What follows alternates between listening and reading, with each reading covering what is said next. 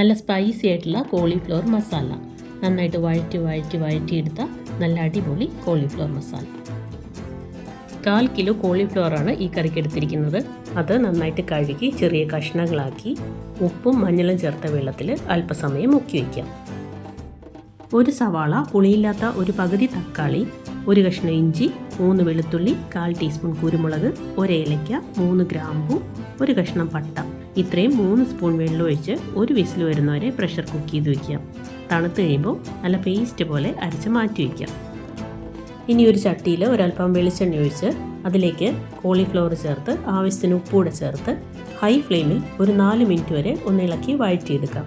ഈ സമയം തന്നെ മറ്റൊരു പാനിൽ ഒരൽപ്പം വെളിച്ചെണ്ണ കൂടെ ഒഴിച്ച് 1/4 ടീസ്പൂൺ കടുകും 1/4 ടീസ്പൂൺ തന്നെ പെരിഞ്ചീരകവും ചേർത്ത് പൊട്ടി വരുമ്പോൾ ഒരു കഷ്ണം ഇഞ്ചിയും 3-4 വെളുത്തുള്ളി അരിഞ്ഞതും 1.5 സവാള അരിഞ്ഞതും കൂടെ ചേർത്ത് ഒന്ന് വഴറ്റിയെടുത്ത് വയ്ക്കാം.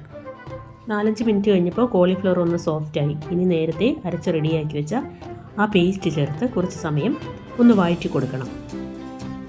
ചേർത്ത അരപ്പും കോളിഫ്ലവറും എല്ലാം കൂടെ നന്നായിട്ട് മിക്സായി കഴിയുമ്പോൾ നമുക്ക് ഒരു 1/4 ടീസ്പൂൺ മഞ്ഞൾപ്പൊടി ചേർത്ത് കൊടുക്കാം. പൊടികളൊക്കെ ചേർത്ത് തുടങ്ങുമ്പോൾ ഫ്ലെയിം ഹൈയിൽ നിന്ന് സിമ്മിലേക്ക് മാറ്റി കൊടുക്കാം. ഇനി ചേർക്കാനുള്ളത് മുളക് പൊടിയാണ്. 1/2 ടേബിൾ സ്പൂൺ മുളക് പൊടിയാണ് ചേർക്കുന്നത്. കാശ്മീരി ചില്ലി പൗഡറാണ്. അതില്ലെങ്കിൽ എരിവ് കൂടിയ മുളകാണ് ചേർക്കുന്നതെങ്കിൽ അതൊരൽപ്പം അളവ് കുറച്ച് ചേർത്താൽ മതി. ഇനി വേണ്ടത് മല്ലിപ്പൊടിയാണ്. അതും 1/2 ടേബിൾ സ്പൂൺ തന്നെയാണ്. അതോടെ ചേർത്ത് വീണ്ടും കുറച്ച് സമയം ഇളക്കി അതിൻ്റെ എല്ലാം പച്ചക്കുത്ത് മാറിക്കഴിയുമ്പോൾ വഴറ്റിക്കൊണ്ടിരിക്കുന്ന സവാള ചേർത്ത് കൊടുക്കാം. സവാള കൂടെ ചേർത്ത് വീണ്ടും 2-3 മിനിറ്റ് തുടർച്ചയായിട്ട് ഇളക്കി കൊടുക്കണം.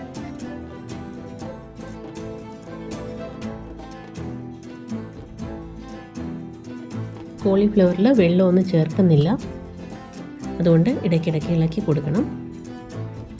സവാള കൂടെ ചേർത്ത് നന്നായിട്ട് ഇളക്കി യോജിച്ച് കഴിയുമ്പോൾ ഇനി മല്ലിയില ചേർത്ത് കൊടുക്കാം. ഒരു പിടി മല്ലിയില.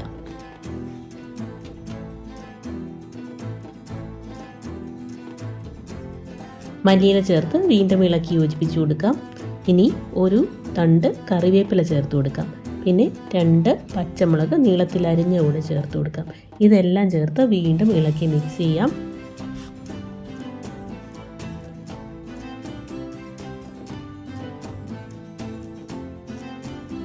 ഇനി ഇത് ലോ ഫ്ലെയിമിൽ ഒരു 5 മിനിറ്റ് മൂടി വയ്ക്കാം.